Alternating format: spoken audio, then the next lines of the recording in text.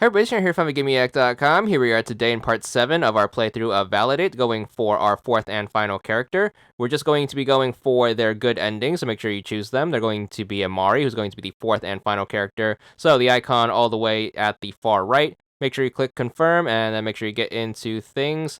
Once the opening scene starts, make sure you hit that start button, skip the intro, and then we should be good for our next achievement. This one is actually going to give us some gamer score, so we should be good for 200 gamer score at this point.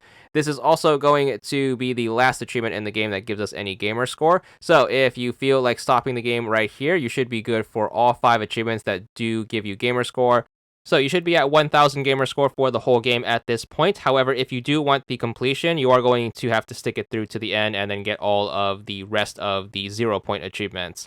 So if you are still with us and you are planning on going through the rest of the game, going for all of those 0 point achievements, we are going to press forward and then go for all of this character's good endings. So just like the other characters in the game, the first playthrough of any character is going to be dedicated to just picking the good endings. So whenever you do start a new date, just make sure you pick skip to good ending after hitting the start button, and then just get through all 5 dates, which should take you to the epilogue. Once you roll the next date, you're going to pull out the phone, and then all you need to do is just make sure you click on the heart button to start it. Very simple stuff. If you are this far into the game, this should all be familiar to you, and the gameplay loop is going to be very simple and very repeatable for the rest of the run. Now, after the endurance round that was the last character, you're going to notice for this character, they're going to go back to the traditional 3 different endings per date. So that's going to save us a lot of time in the next part where we're going to go for this character's alternative endings. But as of right now, for this particular part, we're just going to stick to their good endings, and then we're going to pick that for all 5 of the dates. So just make sure you keep picking that topmost ending option, and then we're just going to power through until we get to the epilogue.